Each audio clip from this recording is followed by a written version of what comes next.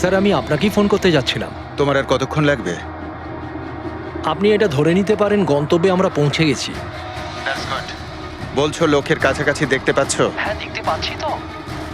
Tendering and estimating department.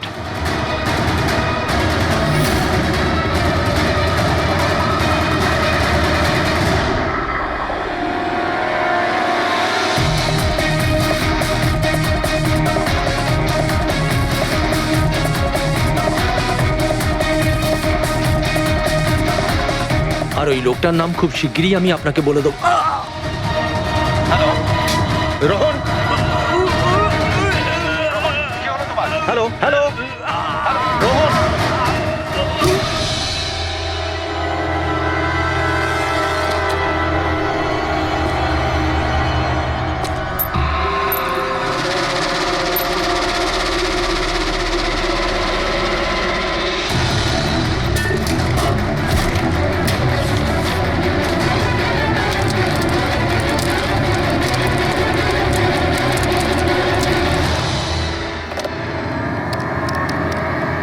Hello, police station.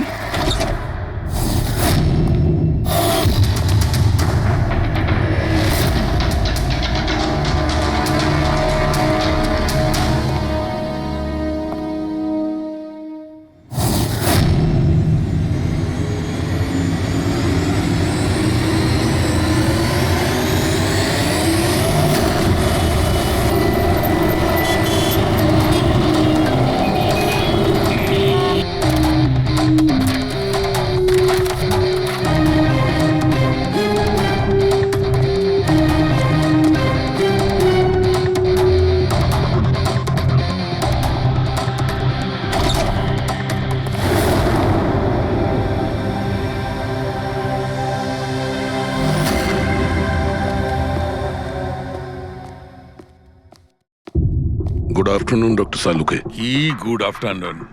Please sorry, don't mind. আসলে যখনই কোনো নিরপরাধ লোকের খুন দেখি না, তখনই গুড আফটারনুন গুড মর্নিং এর উপর বিশ্বাসই চলে তাই তো যায়। ডক্টর। ডক্টর কোনো পোক্ত প্রমাণ পেলেন? আপাতত এই ল্যাপটপের চার্জারটা তার, এটা দিয়েই শ্বাসরোধ করা হয়েছে এর। আর এর মৃত্যুর সময় হচ্ছে সকাল 9টা থেকে 9:30টার মধ্যে। আর হ্যাঁ, লাশের পাশে এই মোবাইলটা পাওয়া গেছে। হয়তো এটা আমাদের কোনো সাহায্য করবে। আর ওই বাকি প্রমাণগুলো যার ব্যাপারে ইন্সপেক্টর সমীর বলছিলেন? স্যার, স্যার রোহনের ডায়েরি এই দেখুন, পুরোটাই পুড়ে গেছে, ছাই হয়ে গেছে।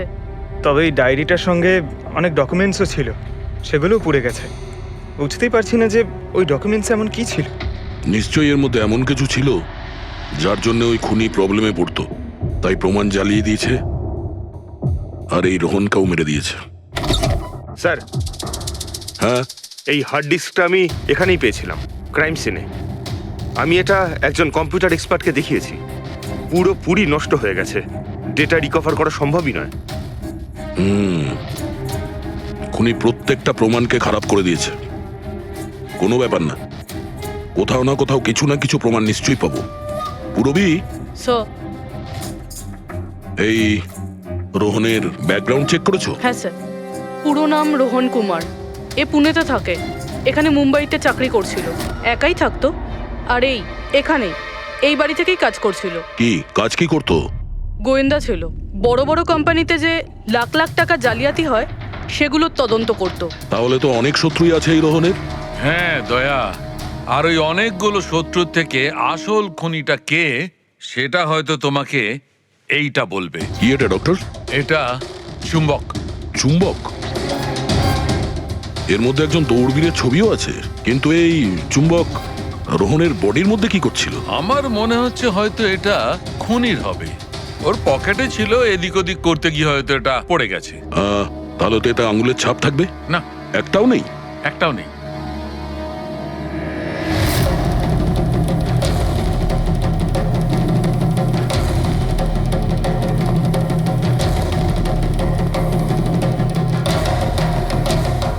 খুনি মনে হয় এখান থেকে এসছে। মুরবি, স্যার। এই রোহন এই মুহূর্তে কার জন্য কাজ করছিল? স্যার, ডিএনডি বিল্ডকম লিমিটেডের জন্য। BND Buildcom limited? এটা তো ইঞ্জিনিয়ারিং আর কনস্ট্রাকশনের 1 নম্বর কোম্পানি শহরের। হ্যাঁ স্যার, এই দেখুন, এই ভাঙা হার্ড ডিস্কটার উপরেও ওই কোম্পানিটারই স্টিকার লাগানো রয়েছে।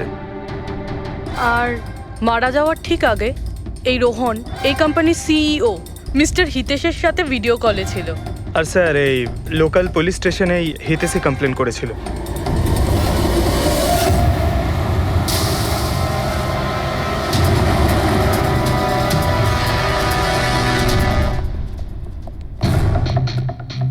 এটা কি এত বড় অফিসে শুধুমাত্র একজনই লোক ছিল নাকি? মনে হচ্ছে স্যার ইন্ডিয়ার ম্যাচ দেখার জন্য সবাই বাড়ি চলে গেছে। আচ্ছা, আজকে ইন্ডিয়ার ম্যাচ আছে। স্কোরটা কি হলো? কোহলি সেঞ্চুরি করতে যাচ্ছে। কি বলছেন স্যার? আপনি কি করে জানলেন? বাইরে ওয়াচম্যান কমেন্ট্রি শুনছিল। ইনভেস্টিগেশন করতে এসেছি, চোখ কান খোলা রাখতে হবে। স্যার, হিতেশের cabin. Mister Hitesh, hi, CID. Please বসুন। আমি আপনাদেরই অপেক্ষায় ছিলাম। শুরু থেকে বলুন সবকিছু। 6 মাস আগে আমি রোহনকে কাজে রাখি। গত 5 বছর ধরে আমাদের কোম্পানিতে যে লোকসান হচ্ছে তা আগে কখনো হয়নি। কি ধরনের ক্ষতি? লোকসানের লিস্ট তো বলে শেষ করা যাবে না। যে টেন্ডারগুলো আমাদের কোম্পানির পাওয়া উচিত ছিল সেগুলো হাত থেকে বেরিয়ে যাচ্ছিল।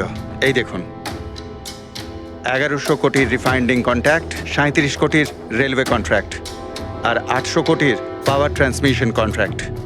এটাও তো হতে পারে যে যে সমস্ত কোম্পানি এই কন্ট্রাক্টটা পেয়েছে ওরা আপনার থেকে কম কোট দিয়েছে। সেটাই তো আমি বলতে চাইছি স্যার।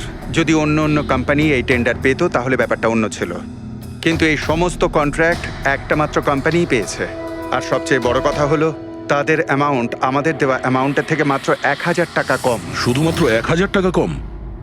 কোন কোম্পানি এটা? XPL infrastructure. XPL infrastructure. তাহলে আপনার মনে হচ্ছে যে আপনার কোম্পানিতে এমন কেউ বেইমান আছে যে স্যালারি আপনার থেকে নেয় কিন্তু কাজ এক্সপিএল এর জন্য করে? 100% কেউ না কেউ তো অবশ্যই আছে। আর রোহন ওই লোকটার খুব কাছাকাছি পৌঁছে গিয়েছিল। ওর লাস্ট ফোন কলে আমায় এটাও বলেছিল যে সেই বেইমান এস্টিমেটিং অ্যান্ড টেন্ডিং ডিপার্টমেন্টের লোক। আচ্ছা, এই ক্রাইম সিন থেকে আমরা এই ড্যামেজড হার্ড ডিস্কটা পেয়েছি। কি আছে এর ভেতরে? স্যার, এটা আমাদের কোম্পানির গত 5 বছরের CCTV footage, call logs, emails, আমাদের কোম্পানিতে কত এমপ্লয়িজ আছে, সমস্ত ইনফরমেশন এতে ছিল। তাহলে এর কপি নিশ্চয়ই আছে আপনার কাছে? আগে হ্যাঁ আছে। আমরা ওটা আমাদের সঙ্গে নিয়ে যাব। শিওর।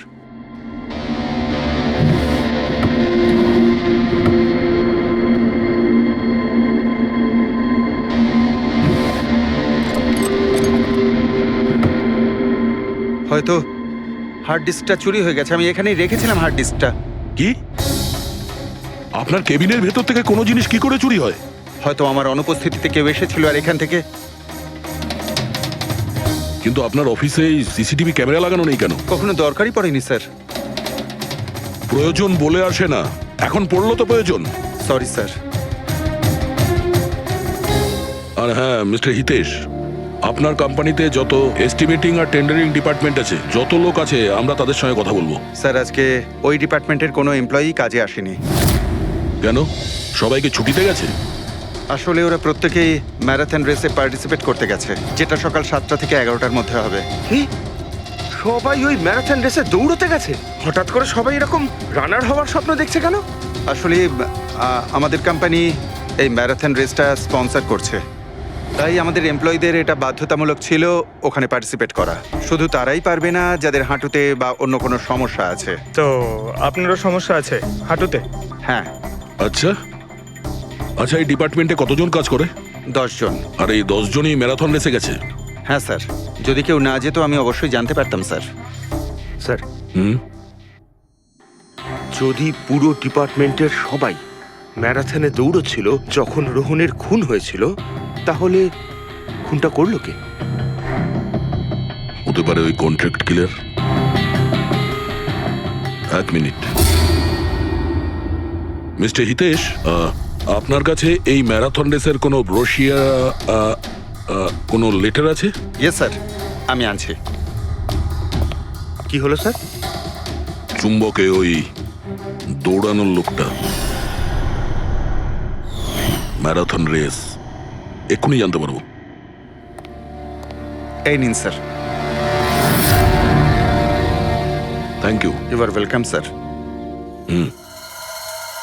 দেখেছো, এটাই হলো ওই চুম্বকের রহস্য। যেটা ক্রাইম সিনে পাওয়া গেছে সেটা ম্যারাথন রেসে। মানে স্যার, ও ম্যারাথন রেসে দৌড়চ্ছিল, রোহনকে খুন করার জন্য ও রেস ছেড়ে দিয়ে ওর বাড়ি চলে যায়। মনে তো হচ্ছে এইরকমই। স্যার, এই বিপ ম্যাগনেট জার্সির ওপর লাগানো হয়। সঞ্জু স্যারকে একটু বুঝিয়ে দাও। দেখুন স্যার, এই ম্যাগনেটটাকে এখানে এইভাবে লাগিয়ে দিতে হবে। সেম এরকমই আরেকটা নেওয়ার পরে জার্সির ভেতর থেকে আমরা নিয়ে নেব, আর এটাকে আমরা এইভাবে লাগিয়ে দেবো। সেম আরেকটা এইভাবে নিয়ে এটাকে নিয়ে আমরা এইভাবে লাগিয়ে দেবো, আর এটা এইভাবে লক হয়ে যায়। আগে আমরা সেফটি পিন ইউজ করতাম, কিন্তু দু একবার রানার্সের চোট লেগেছিল, তাই আমরা এই ম্যাগনেট টেকনিকটার ব্যবহার করছি। এই ম্যাগনেট আর রেসিং হুইপ আপনি সব প্রতিযোগীকেই দিয়েছিলেন? ইয়ে স্যার, সবাইকে জানিয়ে দেওয়া হয়েছিল, বলাও হয়েছিল রেস শেষ হয়ে যাওয়ার পরে সব ম্যাগনেটগুলোকে ফেরত দিয়ে দিতে। তাহলে কারা কারা এই ম্যাগনেট ফিরিয়ে দেয়নি? স্যার, অনেকেই দেয়নি, কেউ ফেলে দিয়েছিল, কেউ বা হারিয়ে ফেলেছিল, আর এক একজনের দায়িত্বও ছিল না যে জিনিসটাকে ফেরত দিতে হবে।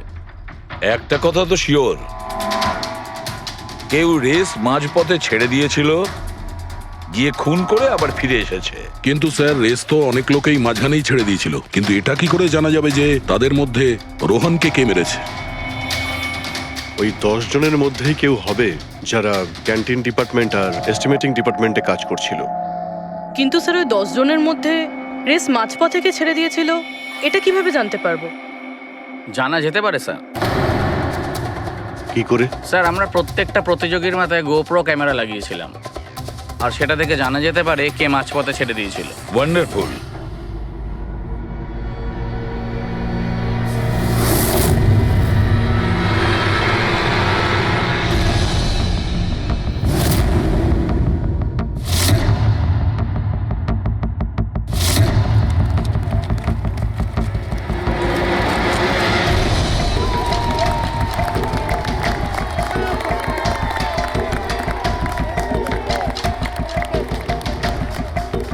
নবীন, এই রিশটা তোকেই জিততে হবে।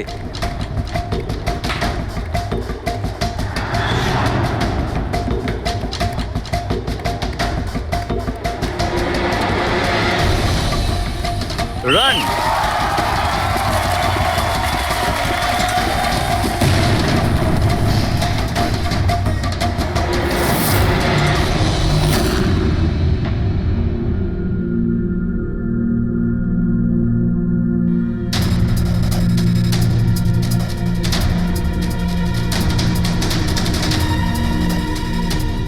এই 4টে স্ক্রিন, এগুলো ব্ল্যাঙ্ক কেন? জানি না স্যার, আমরা তো সব ক্যামেরা চালু করে এদের দিয়েছিলাম, হয়তো ভুল করে এই 4 জন ক্যামেরা অফ করে ফেলেছিল। ভুল করে করেছে নাকি ইচ্ছে করে?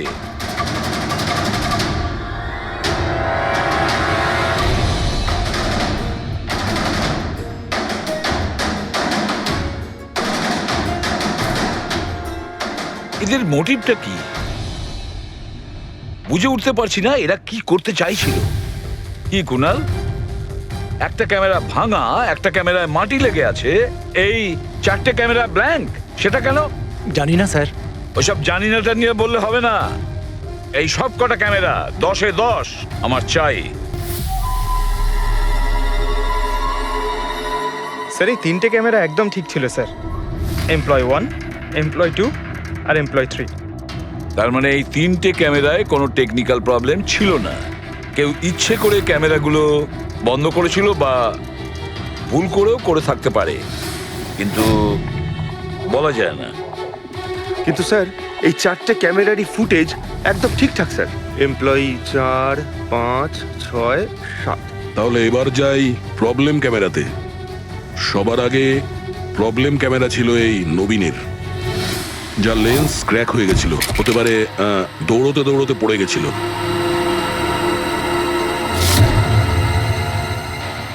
হ্যাঁ, আর স্যার, দ্বিতীয় প্রবলেমের ক্যামেরা, মুক্তিরটা, যে রেসের মাঝখানে দাঁড়িয়ে নিজের জুতোর ফিতে বাজছিল। হ্যাঁ, তারপরে ফিতে বাঁধার পরে ওই হাতটাই নিজের লেন্সে লাগায়, আর লেন্সে সমস্ত পিকচারটাই ঝাপসা হয়ে যায়। কিন্তু স্যার, এই মাটি ইচ্ছে করে লাগিয়েছে নাকি ভুল করে?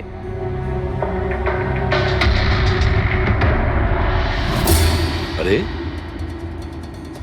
10টা লোকের তো 10টা গোপ্রো ক্যামেরা থাকা উচিত, এখানে তো দেখছি 9টা। গৌরবের ক্যামেরাটা কি হলো, সেটা কোথায়? স্যার ওই ক্যামেরাটা হারিয়ে গেছে, গৌরব ওটা ফেরত দেয়নি। তাহলে স্যার এই গৌরবই খুনি, ওকে ধরে ফেলা উচিত। না পঙ্কজ, এইভাবে হয় না। হতে পারে গৌরব ক্যামেরাটা ফেরত দিতে ভুলে গেছে।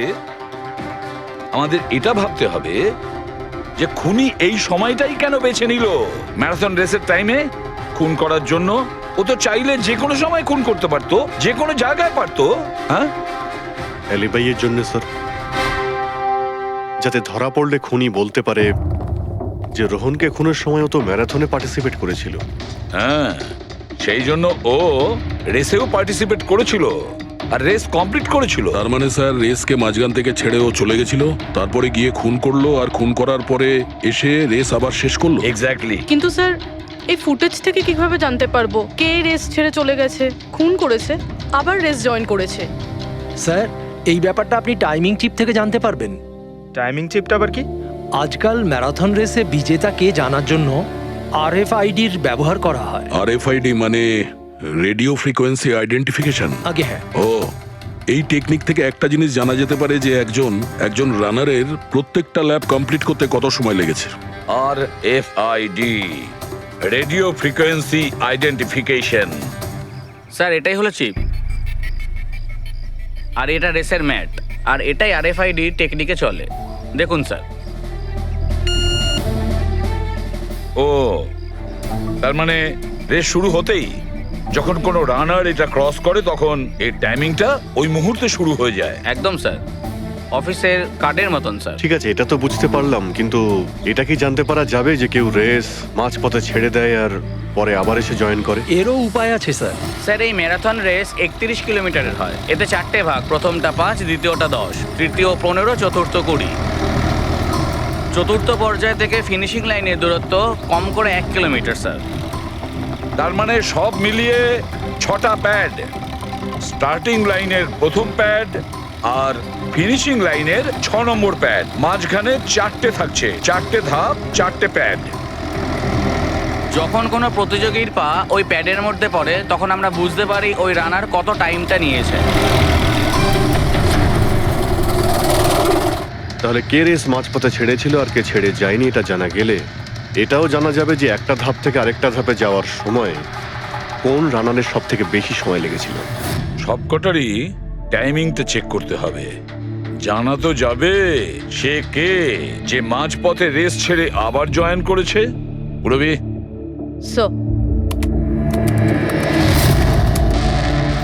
স্যার আমাদের প্রথম কচ্ছপ হলো এই নবীন। এ রেসের প্রত্যেকটা ল্যাব 25 মিনিটে কমপ্লিট করেছে, কিন্তু শেষ ল্যাপের পরে ফিনিশিং লাইন পর্যন্ত পৌঁছানোর জন্য মানে 1 কিলোমিটার ক্রস করার জন্য ওর 50 মিনিট সময় লেগেছে। নবীন,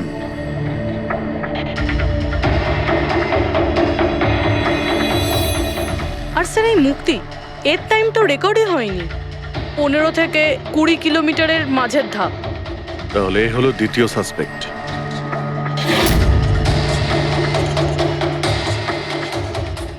মুক্তি। আর এবার এই গৌরব, এ তো 15 কিলোমিটারের ধাপই বের হতে পারেনি। তাহলে এই হলো আমাদের তৃতীয় সাসপেক্ট।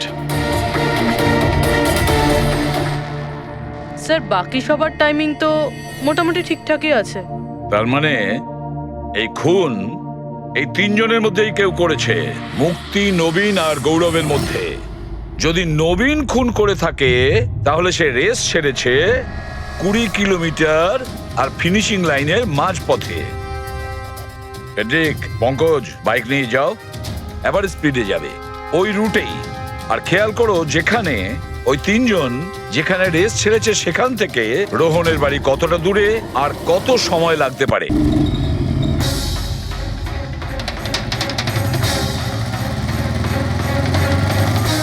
পনেরো কিলোমিটারের মার্ক থেকে আসছি স্যার, এটা 10 কিলোমিটার। হ্যাঁ, মুক্তি বোধহয় এখানেই কোথাও দাঁড়িয়েছিল, 10 আর 15 কিলোমিটারের মার্কের মাঝখানে। এই আমি স্টপ ওয়াচটা অন করলাম আর আমি চললাম রোহনের বাড়ি। থাম পঙ্কজ, এই রাস্তাটা দিয়ে। এই রাস্তা দিয়ে? হ্যাঁ, এই রাস্তাটা। চলুন। আরে আস্তে চালা না। হ্যাঁ।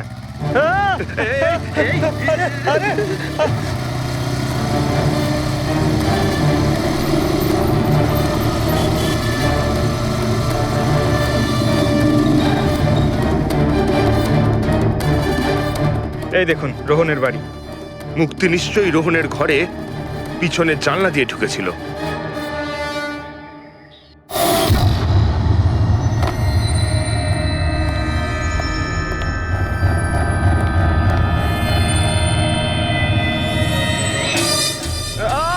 আরে অ্যাক্টিং করতে বলেছিলাম। থাম। মুক্তি রোহনকে খুন করার পর হয়তো সমস্ত তথ্য প্রমাণ পুড়িয়ে আবার দৌড়ে ফিরে গিয়েছিল ম্যারাথন শেষ করতে। চল আমরা আবার যাব সেই ম্যারাথনের ওখানে 20 কিলোমিটারের মার্কটার কাছে।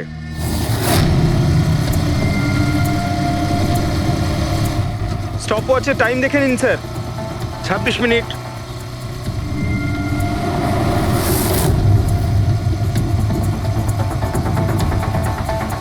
বাহ, আরে ব্যাস ব্যাস ব্যাস। এবার মুক্তি পৌঁছলো 20 কিলোমিটারের মার্কে পাক্কা 30 মিনিট পরে। আর তারপর এখান থেকেই হয়তো ও রেসটা শেষ করেছিল।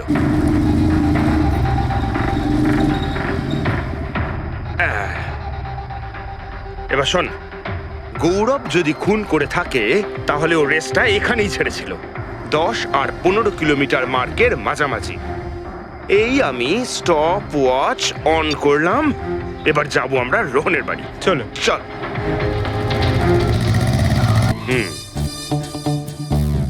হ্যাঁ, একদম পুরো বিশ্বাস আছে আমার। Excuse me. এই ছা ছা ছা ছা ছা, আরে আরে আরে মরে যাবো তো। চল।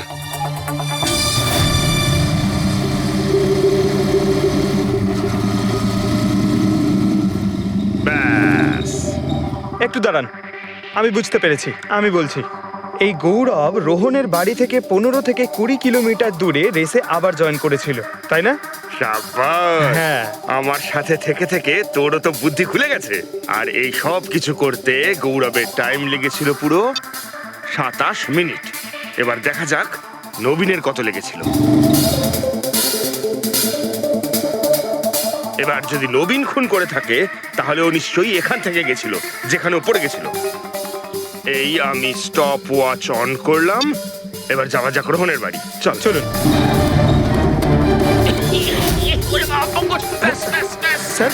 ওকে পঙ্কজ, 3 জন রোহনের সাথে এরকমই কিছু করেছিল। ব্যাস। রোহনকে খুন করে নবীন এইখানে এসে পৌঁছেছিল ফিনিশিং লাইনের সামনে, যেখানে ও ক্যামেরাটা দ্বিতীয়বারের জন্য সরিয়েছিল। আর এই সব কিছু করতে ওর লেগেছিল হয়তো 48 মিনিট। স্যার, জানতে পেরেছি 3 জনের কত সময় লেগেছিল। আচ্ছা, তাহলে বলো মুক্তির কত সময় লেগেছিল? মুক্তির লেগেছিল 30 মিনিট। আর টাইমিং চিপ অনুযায়ী 39 মিনিট লেট ছিল। আর গৌরব? গৌরবের 27 মিনিট। আর ও ম্যারাথন রেস থেকে নিখোঁজ ছিল 24 মিনিটের জন্য। নবীনের লেগেছিল 48 মিনিট রোহনের বাড়ি গিয়ে ওকে খুন করে ফিরে আসতে। আর টাইমিং চিপ অনুযায়ী এই নবীন 50 মিনিট লেট ছিল। হ্যাঁ, আমাদের খুনি এই 3 জনের মধ্যেই কেউ হবে, নবীন, গৌরব আর মুক্তির মধ্যে। মিস্টার নবীন, একটা কথা বলুন। এই রেসে আপনি প্রত্যেকটা ল্যাপ 25 মিনিটে কমপ্লিট করেছেন, কিন্তু ফিনিশিং লাইনের আগে ওই 1 কিলোমিটার যেতে আপনার 50 মিনিট সময় লেগেছিল। কেন? স্যার, ওই 20 কিলোমিটার পুরো করার পর আমি নিচে পড়ে গেছিলাম।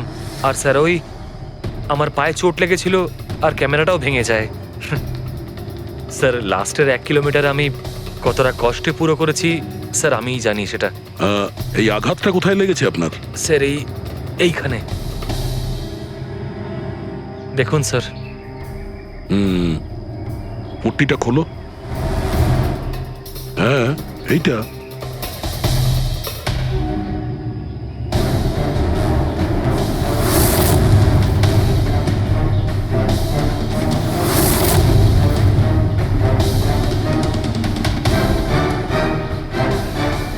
স্যার, এবার আপনার বিশ্বাস হয়েছে যে আমি কোনো দোষ করিনি? নির্দোষ যদি হও এত ঘাবড়ে যাচ্ছ কেন?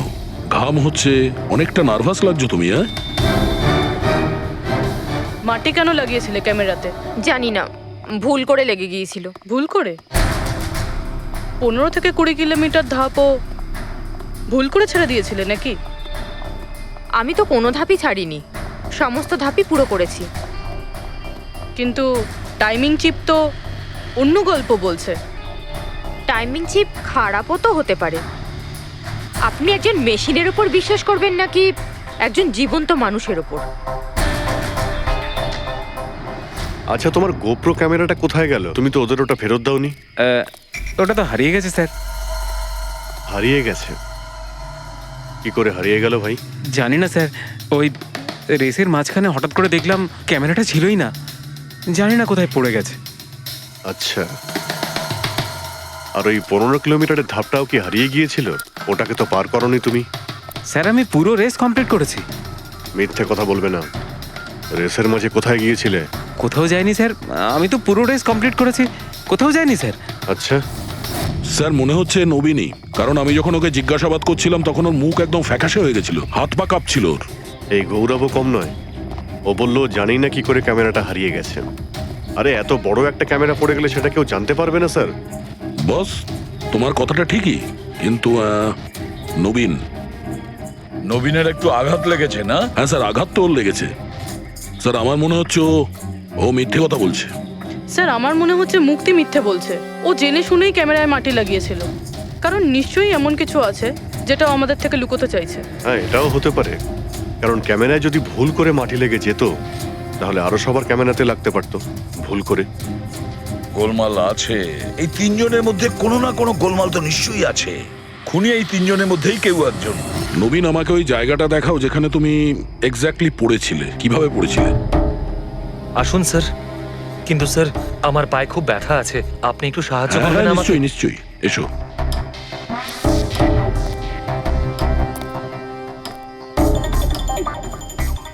স্যার আমি এখনো বলছি আপনাকে, আপনি নিজের টাইম ওয়েস্ট করছেন। এমনটা যেন না হয় যে আসল খুনিই পালিয়ে যায়। সিআইডির হাত থেকে আজ পর্যন্ত কোনো খুনি না বেরিয়েছে না বেরোতে পারবে, নিশ্চিন্ত থাকো। হ্যাঁ স্যার ওই যে এখানে আটকেই আমি পড়ে যাই। এখানে? হ্যাঁ স্যার, স্যার পড়ে যেতেই আমার ক্যামেরাটাও ভেঙে যায়। আচ্ছা, তারপর আমি ক্যামেরাটা আবার লাগালাম, তারপর রেস স্টার্ট করলাম। প্রচুর ব্যথা নিয়ে তুমি এই রেসটা ফিনিশ করেছো। হ্যাঁ স্যার, এখনো খুব ব্যথা। তুমি পড়েছিলে এইখানে, এই জায়গাটায়? হ্যাঁ স্যার, খুব ক্লান্ত হয়ে গেছিলাম তো, তাই খেয়াল করিনি আর পা আটকে নিচে পড়ে যাই। আচ্ছা, রেস ফিনিশ করার আগে তুমি দ্বিতীয়বার ওই ক্যামেরাটাকে সরিয়ে দিয়েছিলে কেন? আচ্ছা, ওটা তো স্যার খুব গরম লাগছিল তো, তাই মুখটা ধোয়ার জন্য আমি ক্যামেরাটা খুলে ফেলেছিলাম। কিন্তু কিছুক্ষণ পরেই আমি আবার ক্যামেরাটা লাগিয়ে নিই। রেস তো আমি তারপরেই কমপ্লিট করেছিলাম। হ্যাঁ ঠিক আছে, চলো।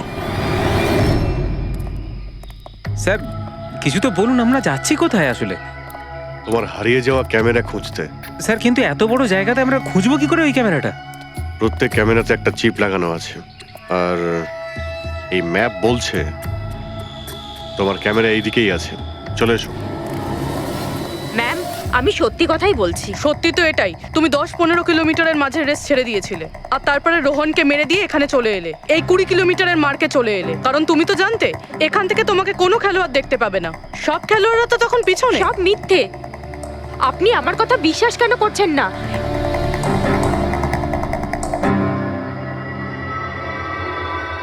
কি কি খুঁজছো? আমি কিছু তো না। কিছু আছে ওখানে?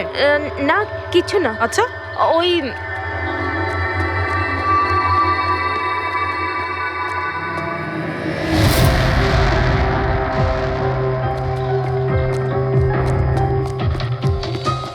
ও তো তুমি সাইকেলে করে গিয়েছিলে রোহনকে খুন করতে? আমি সত্যিই জানি না যে এই সাইকেলটা কার। তাই এক্ষুনি সব জানা যাবে যখন তোমার আঙুলের ছাপ এই সাইকেলে পাওয়া যাবে। হ্যাঁ ম্যাম প্লিজ। হ্যাঁ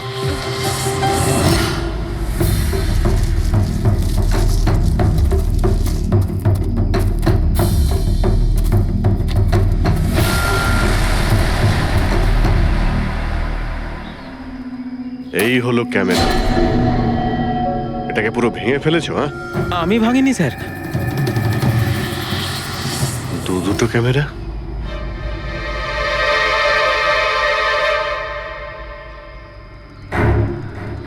এই ক্যামেরাটা আবার কার? স্যার স্যার সরি, আমি আপনাকে মিথ্যে বলেছি স্যার, কিন্তু আমি আপনাকে সব সত্যি কথা বলে দিচ্ছি স্যার। বলো, তাহলে সত্যি বলার মুড হয়েছে তোমার? বলো। আসলে আমি এই জঙ্গলে না ড্রাগস নিতে এসেছিলাম, ওই গায়ের জোর বাড়ানোর ড্রাগস, যাতে আমার গায়ে শক্তি আসে আর আমি জোরে দৌড়ে এই রেসটা জিতে যেতে পারি। সেই জন্যই আমি ক্যামেরাটা ভেঙে দিয়েছিলাম। খুব ভালো মজা করো তুমি। জোরে দৌড়ানো ড্রাগ নিয়েছিলে ম্যারাথনে, যেখানে অনেকক্ষণ দৌড়তে হয় আস্তে আস্তে, সেখানে জোরে দৌড়ানো ড্রাগের দরকার ছিল। মজা করছো? হ্যাঁ, এটা কার ক্যামেরা? আমি জানি না স্যার। কোনো ব্যাপার না, সব জানতে পেরে যাব। আমি অপরাধ করেছি, কিন্তু ওটা নয় যেটা আপনি ভাবছেন। আমি রোহনকে মারিনি। আমার দোষ শুধু এটুকুই যে আমি রেসটা জেতার জন্য একটু চালাকি করেছিলাম। বুঝলাম না, কি করেছো তুমি? আমি জানতাম না যে টাইমিং চিপ প্রত্যেক ধাপে রানারের টাইম নোট করবে। আমি ভেবেছিলাম শুধু রেসের প্রথমে আর শেষে টাইম ক্যালকুলেট হবে, আর তাই 10 কিলোমিটার পর্যন্ত এসে ক্যামেরায় মাটি লাগিয়ে দিয়েছিলাম আর ওখান থেকে সাইকেল নিয়েছিলাম।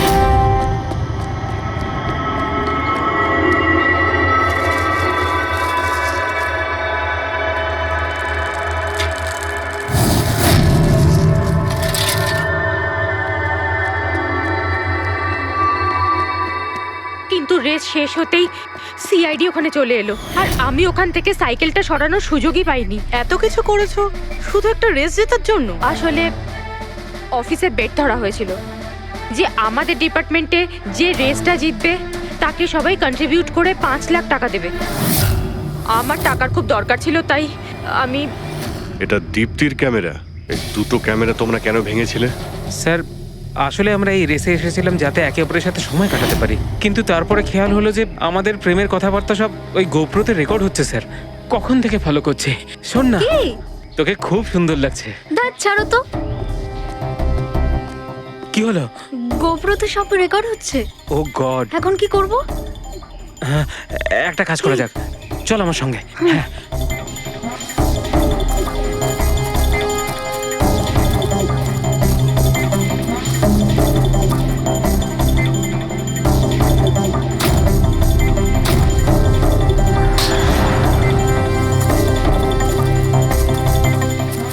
আরে তোমরা তো অদ্ভুত কাজ করেছো। আরে এতে তো কোনো সাউন্ড রেকর্ডই হয় না। তোমরা তো বোকার মতো কাজ করেছিলে। হয়তো কে দুটো ক্যামেরা ভেঙে দিয়েছো। কি স্যার, এতে কিছু রেকর্ড হয়নি? স্যার নবীন তো আমাকে ওই জায়গাটা দেখিয়েছে যেখানে ও পড়েছিল, কিন্তু কেন জানি না আমার মনে হচ্ছে যে ও মিথ্যে কথাই বলছে। আরে মুক্তি? স্যার মুক্তি বলেছে যে ও সাইকেলের ব্যবহার করেছে রেস জেতার জন্য।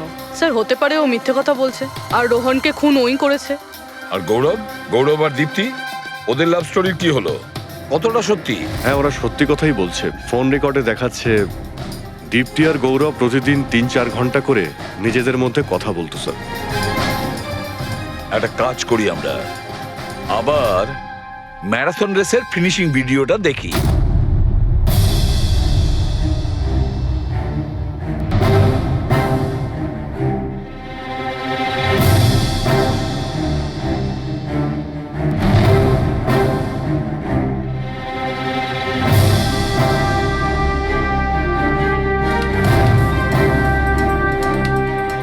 তার মানে গৌরবের ঠিক পরেই এই দীপ্তি ঢুকেছিল।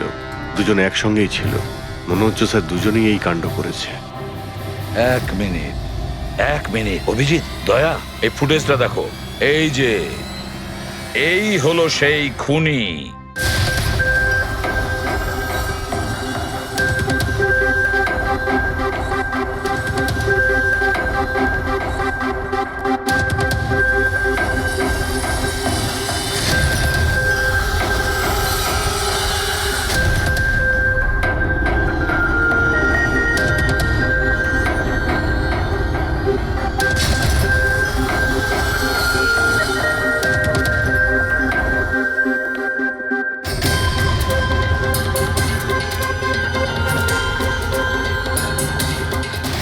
স্যার আমাদের এখানে কেন ডাকা হয়েছে? খুনির নাম বলবার জন্য। স্যার সত্যি খুনি ধরা পড়েছে? তাহলে তাহলে বলুন না স্যার, কে খুনি?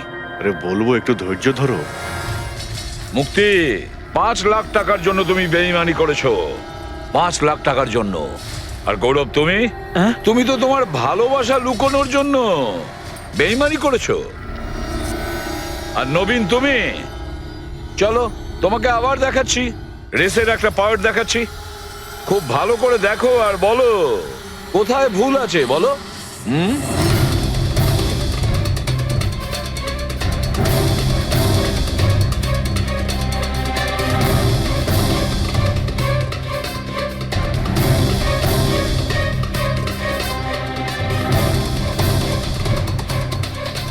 কিছুই তো নেই স্যার, সবই তো ঠিকই আছে। কোনো প্রবলেম নেই। তোমার মনে আছে তুমি বলেছিলে যে ক্যামেরাটা দ্বিতীয়বার যখন তুমি সরিয়েছিলে তারপরে তুমি মাথায় জল ঢেলেছিলে? ওটা তো স্যার খুব গরম লাগছিল তো, তাই মুখটা ধোয়ার জন্য আমি ক্যামেরাটা খুলে ফেলেছিলাম। মিথ্যে বলেছিলে তুমি, নিজের মাথায় জল ঢেলেছিলে।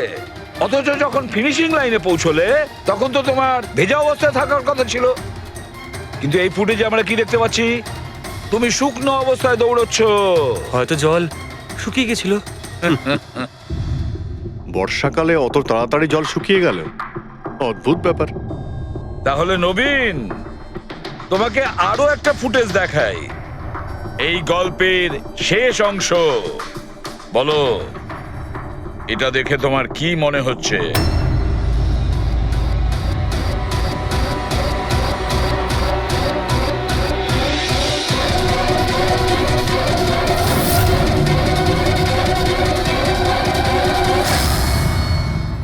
কি নবীন, এই ফুটেজে তোমার মুখটা কেমন চেঞ্জ লাগছে না? হ্যাঁ, অন্যরকম তো দেখাবেই, কারণ এই মুখটা নবীনের নয়, ওর ভাই প্রবীণের।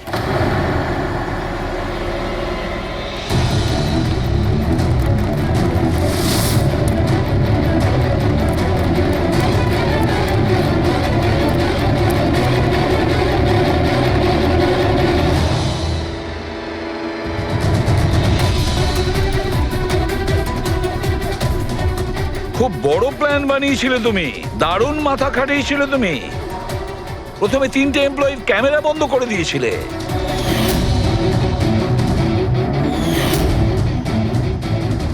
আর তারপরে নিজের গোপ্রো ক্যামেরা নিচে ফেলে দিয়েছিলে যাতে লেন্সটা ভেঙে যায়। আর তারপর নবীন নিজের ক্যামেরাটাকে খুলে পরিয়ে দিল নিজের ভাইকে, মানে প্রবীণকে।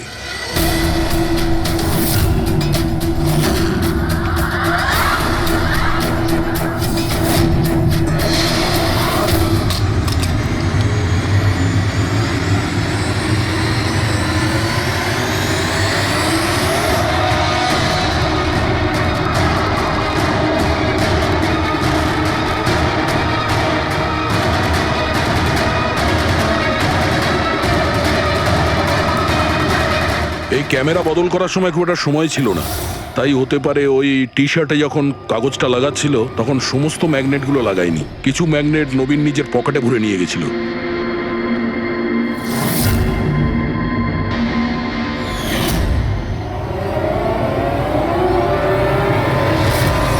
নবীন রেস ছেড়ে বেরিয়ে যায় রেইনকোট পরে, আর পৌঁছে যায় রোহনকে খুন করার জন্য। কিন্তু ও কি করে জানবে যে রোহনকে মারার সময় ম্যারাথন রেসের ওই ম্যাগনেটই ওকে ফাঁসিয়ে দেবে?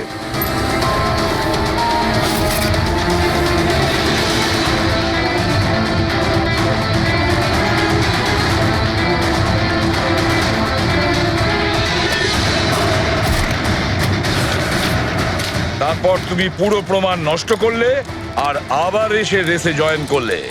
ইচ্ছে করে নিজের পায়ে তুমি চোট লাগালে যাতে আমরা বিশ্বাস করি যে আঘাতটা সত্যি। আর তারপরে তুমি রেসটা ফিনিশ করো। তাহলে বলো। হ্যাঁ স্যার, আমি খুন করেছি রোহনকে। একদম একদম পারফেক্ট প্ল্যান ছিল, কিন্তু আমি কি করে জানবো যে আপনারা আমার থেকেও অনেক বুদ্ধিমান? প্রত্যেক অপরাধী এই ভুলটাই করে, কারণ তার মনে হয় যে সে আইনের চোখে ফাঁকি দিয়ে দেবে। এবারে বলো, ওকে কেন খুন করলে? তাড়াতাড়ি বলো। বিএনডি বিল্ডকনে হওয়া প্রত্যেকটা গন্ডগোলের পেছনে আমিই ছিলাম। আমার জন্যই প্রত্যেকটা টেন্ডার কোম্পানির হাতছাড়া হলো। আর আমি যদি রোহনকে না মারতাম তাহলে ও আমার সমস্ত রহস্য খুলে দিত। তাই আমি লজ্জা লাগার কথা তোমার। যে থালায় খেয়েছো ওই থালায় ফুটো করেছো। আর সেই পাপ লুকোনোর জন্য তুমি রোহনকে খুন করে দিয়েছো। আইন তোমাকে কঠোরতম শাস্তি দেবে। আশা করি ততদিনে ফাঁসির অর্ডার এসে যাবে। নিয়ে যাও এদের।